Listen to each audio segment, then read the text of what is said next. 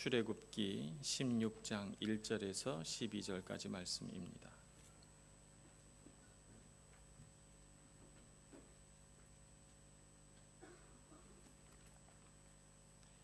구약 성경 106쪽 출애굽기 16장 1절 말씀부터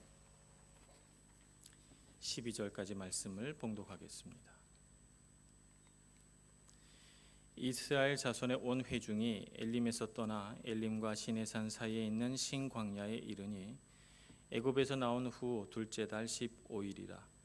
이스라엘 자손 온 회중이 그 광야에서 모세와 아론을 원망하여 이스라엘 자손이 그들에게 이르되 우리가 애굽 땅에서 고기 가마 곁에 앉아 있던 때와 떡을 배불리 먹던 때에 여호와의 손에 죽었더라면 좋았을 것을 너희가 이 광야로 우리를 인도해 내어 이 온 회중이 줄여 죽게 하는도다. 그때 여호와께서 모세에게 이르시되 보라 내가 너희를 위하여 하늘에서 양식을 비같이 내리리니 백성이 나가서 일용할 것을 날마다 거둘 것이라. 이같이 하여 그들이 내 율법을 준행하나 아니하나 내가 시험하리라. 여섯째 날에는 그들이 그 거둔 것을 준비할지니 날마다 거두던 것에 갑절이 되리라. 모세와 아론이 온 이스라엘 자손에게 이르되 저녁이 되면 너희가 여호와께서 너희를 애굽 땅에서 인도하여 내셨음을 알 것이요 아침에는 너희가 여호와의 영광을 보리니 이는 여호와께서 너희가 자기를 향하여 원망함을 들으셨음이라. 우리가 누구이기에 너희가 우리에게 대하여 원망하느냐. 모세가 또 이르되 여호와께서 저녁에는 너희에게 고기를 주어 먹이시고 아침에는 떡으로 배불리시리니 이는 여호와께서 자기를 향하여 너희가 원망하는 그 말을 들으셨음이라. 우리가 누구냐. 너희의 원망은 우리를 향하여 함이 아니요 여호와를 향하여 함이로다. 모세가 또 아론에게 이르되 이스라엘 자손의 온 회중에게 말하기를 여호와께 가까이 나아오라. 여호와께서 너희의 원망함을 들으셨느니라 하라. 아론이 이스라엘 자손의 온 회중에게 말하매 그들이 광야를 바라보니 여호와의 영광이 구름 속에 나타나더라.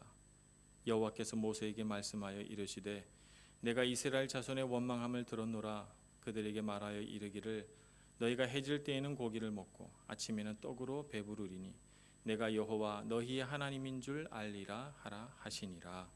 아멘. 찬양대의 찬양을 하나님 앞에 올려드리겠습니다.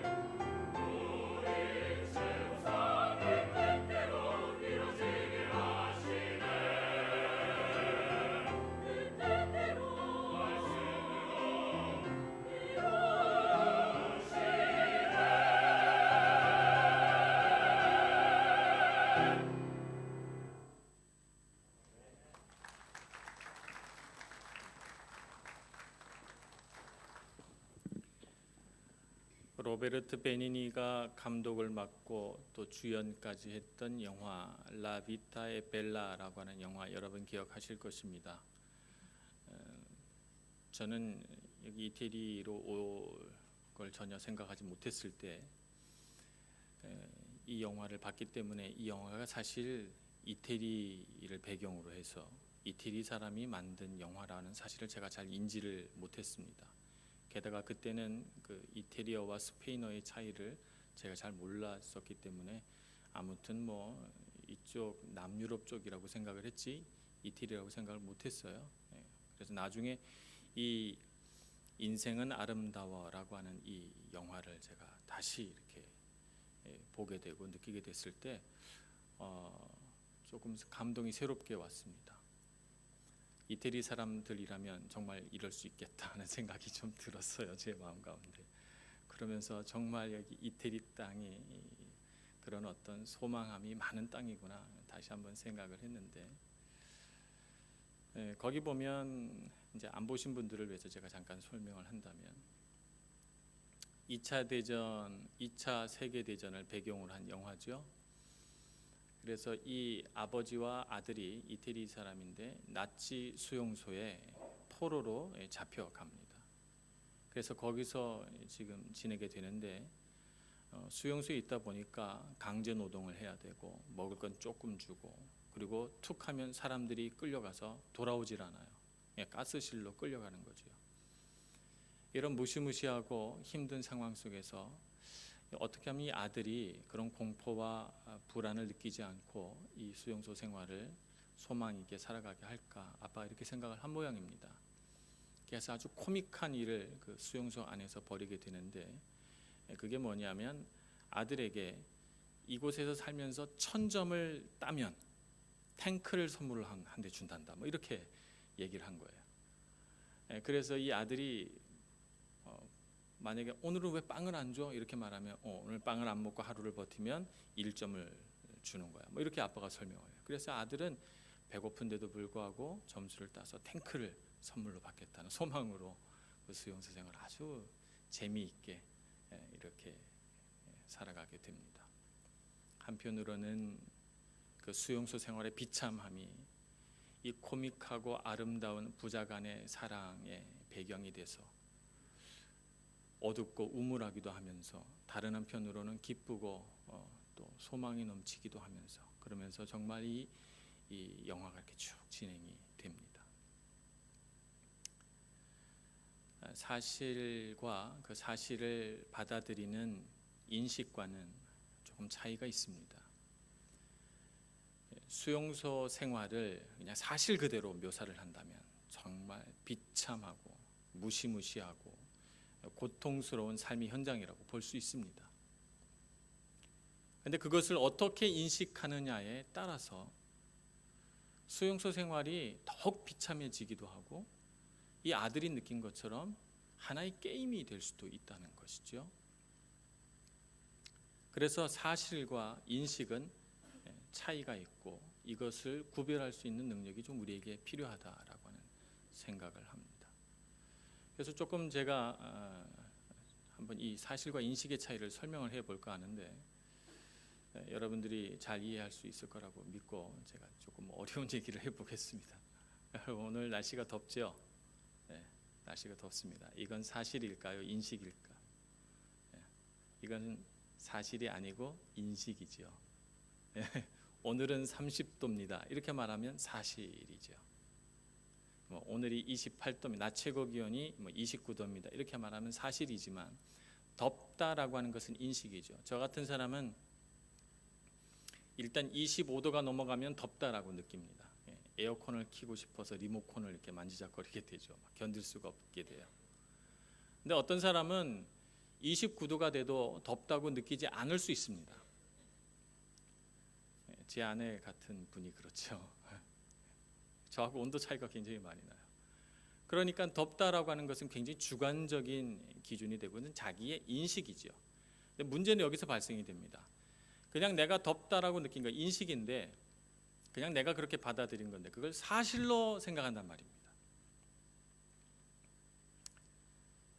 어떤 여인을 봤습니다. 너무 아름다워요. 예쁘다. 이렇게 말했을 때 그것은 사실일까요? 인식일까요? 예, 인식이지요. 눈이 크다라고 하면 사실이 됩니다. 예쁘다라고 하는 기준은 사람마다 다 다르기 때문에 어떤 사람에게는 아름다울 수 있고 어떤 사람에게는 그냥 평범할 수가 있는 거예요. 자, 우리 인생을 살아가면서 힘들다라고 하는 것은 인식입니까? 사실입니까? 인식이지요. 내가 그렇게 받아들이는 거예요. 어떻게 받아들이느냐에 따라서 내가 처한 현실보다 더 힘들게 느낄 수도 있고 내가 느끼는 그 현실보다 힘들지 않게 느낄 수도 있습니다. 오늘 이스라엘 백성들에게 어떤 일이 벌어졌습니까? 아마 사막을 2달 보름 정도를 여행을 했나 봐요. 그러다가 그들에게 식량이 떨어졌습니다. 줄임배를 꼭 참고 며칠을 더 갔는데 견딜 수가 없어요. 이제 조금 남은 식량을 더욱 줄여서 그것을 나누어 먹어야 되는 형편이 되니까 이 사람들에게 지금 사막을 지나가는 이 일이 굉장히 고통스럽게 다가온 거예요. 그래서 그들이 오늘 모세와 아론을 불러다 놓고 불평을 늘어놓기 시작합니다. 이렇게 말합니다. 16장 3절 말씀이죠.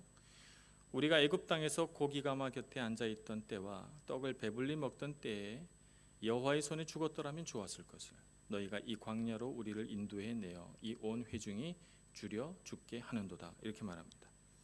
자, 여기서 중요한 사실 하나를 발견하죠. 그들의 인식에 오류가 생겼다는 사실입니다. 이집트 땅에 있을 때, 그들이 애굽 땅에 있을 때 고기가마 곁에 앉아 있었습니까? 제가 기억하기로는 그런 일이 없었습니다. 떡을 먹는데 배가 부를 정도로 먹을 수 있었습니까? 그렇지 않았습니다. 하루 종일 아침부터 저녁까지 벽돌 만드는 일에 강제 노동을 했고 그 중노동에 시달리면서도 겨우 배급 조금 받아서 먹고 살아야 됐어요. 거기다가 그들을 더욱 힘들고 불안하게 했던 일은 아들이 태어나면 이 이스라엘 백성들의 인구수를 줄이기 위해서 아들은 다 죽이라고 명령했거든요. 그래서 나일 강물에 버리라고 했어요. 집집마다 자식을 낳으면 통곡 소리가 터져 나오는 그런 비참한 삶을 살아갔습니다. 그들에게는 아무런 희망이 없었어요. 노예로 태어나서 노예로 살다가 노예로 죽는 것입니다. 사막을 지나 하나님이 지시하여 가라고 명령하신 가나안 땅을 바라보며 걸어가는 것 솔직히 쉽지 않습니다. 목이 마르고 배가 고프고 또 사막의 그 거친 부족들하고 전쟁도 해야 됩니다. 쉽지 않습니다만 애굽 땅에서 노예 생활하던 것과 비교할 수 있습니까? 저는 비교할 수 없다고 생각합니다.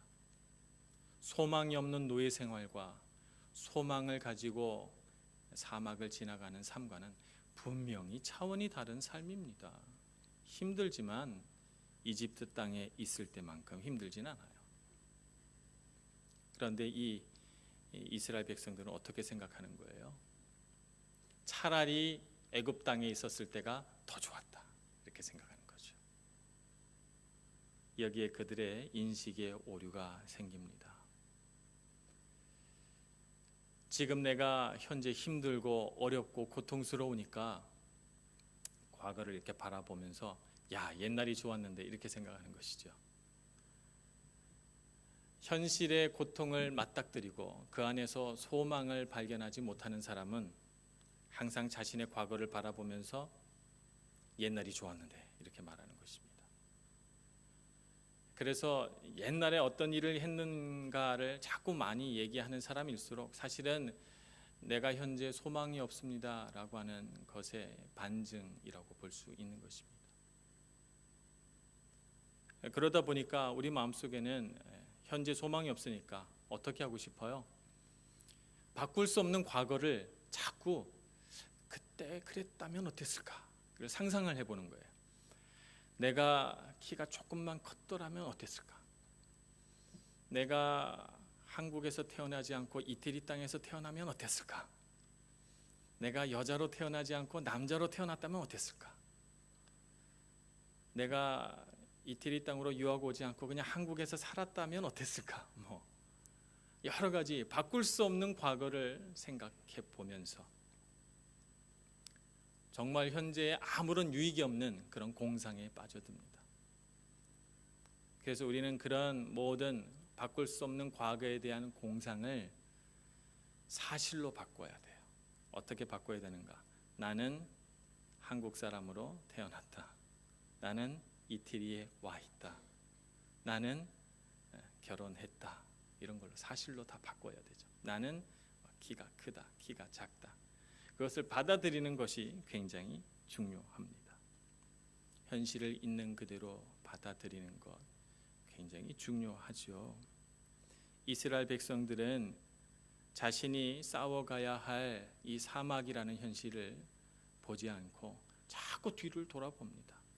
애굽 땅이 더 좋았는데 거기서 안 나왔더라면 어땠을까? 이런 것들을 생각해 보는 것입니다. 그러니까 그들 마음속에 불평과 원망이 자라나고 그 불평과 원망을 가지고 누구에게 책임을 전가시키려고 하는가 하면 모세와 아론에게 책임을 전가시키려고 합니다. 근데 사실 그 이스라엘 백성들 가장 밑바닥에 뭐가 있는가 하면 모세와 아론에 대한 불평이나 원망이 아니고요. 아니, 하나님은 그냥 우리가 거기 살게 하지 왜 출애굽을 시켜가지고 이런 힘들고 어려운 일을 만드나 하는 원망이 생겼다는 거예요. 그래서 모세가 그걸 알고 우리를 향한 원망이 아니라 하나님을 향한 원망이다. 이렇게 오늘 본문 말씀을 보면 이렇게 표현하고 있습니다.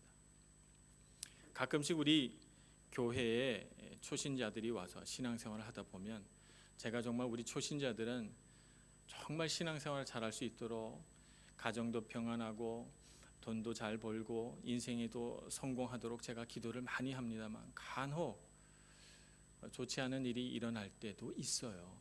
그러면 저는 두려워집니다. 혹시라도 내가 만약 교회를 안 나왔더라면, 내가 하나님을 안 믿었더라면 내게 이런 일은 생기지 않았을 텐데 라고 생각할까 봐 제가 마음이 굉장히 불안한 거예요. 여러분,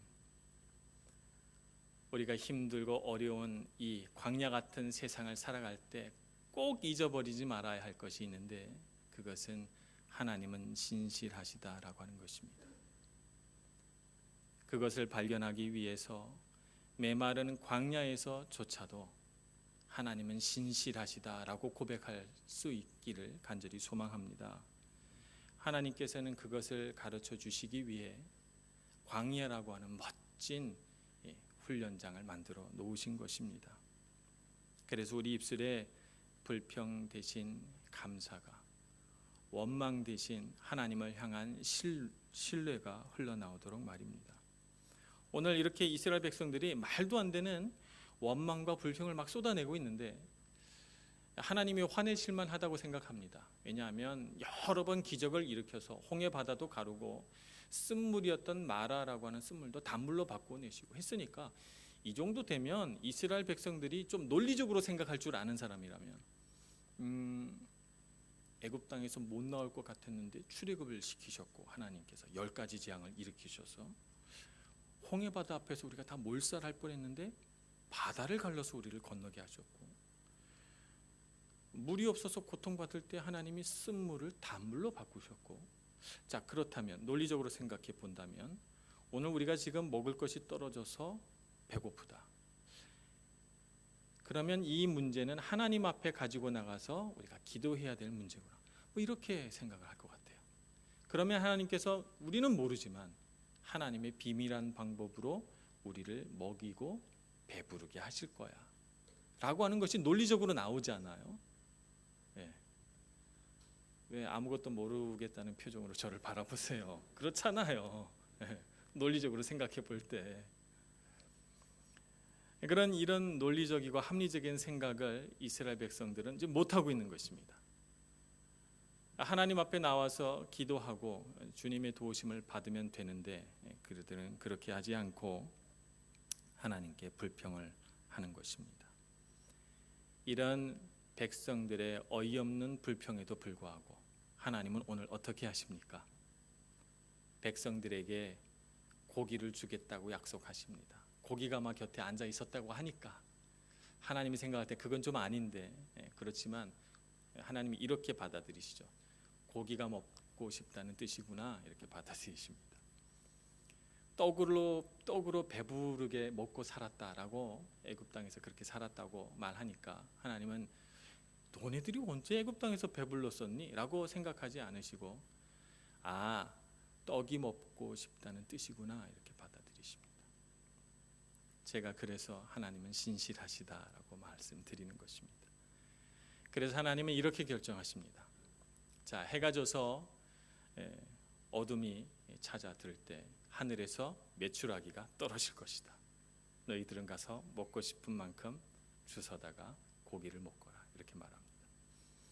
아침에 일어나면 사방 지면에 이슬방울 같은 것들이 맺힐 것이다. 그것을 자신이 먹을 만큼 가져다가 아침마다 그걸 먹거라, 이렇게 말합니다.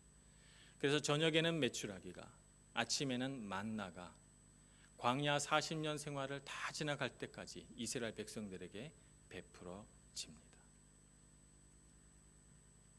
사랑이 많으신 우리의 하나님 아버지께서는 우리의 어이없는 불평에도 불구하고, 우리의 부당한 원망에도 불구하고 우리를 먹이시고 돌보시고 배부르게 해주시는 분이십니다. 우리가 그것을 기억해야 합니다. 여러분, 광야를 지나가고 있습니까? 여러분의 삶에 어려움이 있습니까?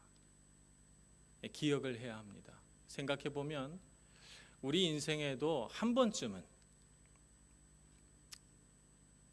인식이라고 하는 것은 다 주관적인 거니까 한 번쯤은 누구에게나 그것이 큰 어려움이든 작은 어려움이든 어려움이 있었습니다.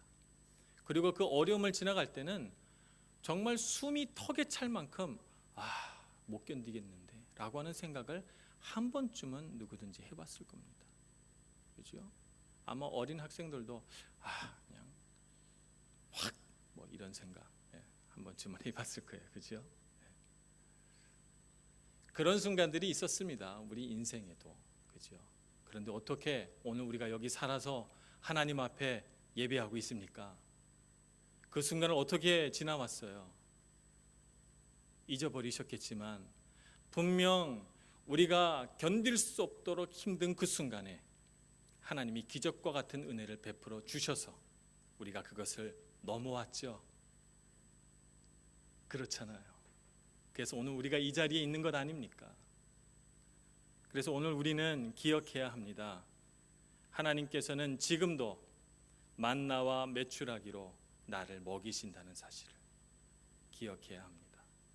내가 지금 처한 현실이 견딜 수 없고 내 인생의 가장 힘든 순간인 것 같아도 그것은 결코 가장 힘든 순간이 아니라는 것입니다. 하나님은 또 우리를 먹여주시고 또 우리 배를 배부르게 해주시고 이 견딜 수 없을 것 같은 위기의 순간을 넘어가게 해주실 것입니다. 그 하나님을 신뢰하시기를 바랍니다. 불평이라고 하는 필터를 가지고 하나님이 그 은혜의 강물에다가 집어넣어서 떠보면 강물과 같은 주님의 은혜는 그 필터 사이 그물로 다 빠져나가 버리고 건져 올려지는 것은 불평밖에 없습니다. 원망밖에 없습니다. 그래서 불평이라는 실로 우리 인생을 짜서 하나님의 은혜의 강물에 아무리 집어넣었다 건져 올려봐야 은혜는 다 빠져나가고 하나님의 복은 다 빠져나가고 불평과 원망만 건져져 올라옵니다. 그래서 우리는 어떻게 해야 될까요? 가로줄은 감사로 줄을 짜고 세로줄은 신뢰로 줄을 짜서 정말 하나님의 은혜가 빠져나갈 수 없을 정도로 촘촘하게 우리 인생 가운데 날실과 곁실로 짜서 가로 세로 멋진 그물을 만든 다음에 아무리 우리가 고단하고 피곤해도 그 은혜의 바다에 그물을 던져 넣는 것입니다. 그러면 때가 이르면 그 그물이 찢어지도록 주님께서 고기가 잡히게 해주실 것입니다. 밤이 새도록 그물질해도 아무것도 건져 올리지 못하셨습니까? 여러분의 거듭된 실패 때문에 마음이 어렵고 소망이 없어졌습니까? 힘을 내셔야 합니다. 감사를 회복하시기 바랍니다. 정말 우리 마음 가운데 정말 감사를 회복해야 합니다. 그래서 지금 내가 가진 것 때문에 감사해야 됩니다. 또 하나님께서 앞으로 내게 주실 것 때문에 감사해야 합니다. 그래서 감사라는 줄로 한쪽 그물을 짜고 하나님께서 분명히 나를 돌보시고 인도해 가실 거라고 하는 믿음을 가지고 다시 반대편 줄을 짜서 촘촘하게 은혜의 그물을 짜시기를 바랍니다. 그래서 어제까지 여러분이 그 그물을 던져 아무것도 건져 올리지 못하는 실패를 경험했어도 오늘 다시 그 그물을 용감하게 세상의 바다에 던져 놓으시기를 바랍니다. 주님께서 반드시 언젠가는 그 그물 가득히 은혜를 넣어 주실 것이고 그것을 통해서 주님의 신실하심을 경험하게 될 것입니다. 신실하신 주님을 고백하시면서 절대 이 세상에서 소망을 잃어버리지 마시기를 바랍니다.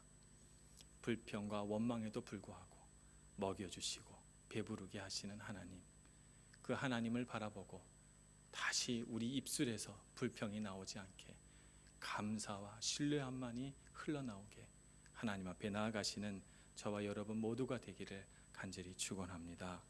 기도하겠습니다. 사랑이 많으신 하나님 아버지, 저희들의 어리석은 마음을 깨쳐주시고 이 세상을 살아갈 때 늘 감사함이 있게 하여 주옵소서. 어떻게 우리를 위험 가운데 건지셨는지, 어떻게 우리를 은혜 가운데로 인도하시는지 깨달아 알게 해주시고 하나님 앞에 늘 감사함으로 나아가 주님 앞에 영광 돌리고 신실하신 주님만 붙들고 살아가는 저희들 다 되게 하여 주시옵소서. 예수님의 이름으로 기도합니다. 아멘.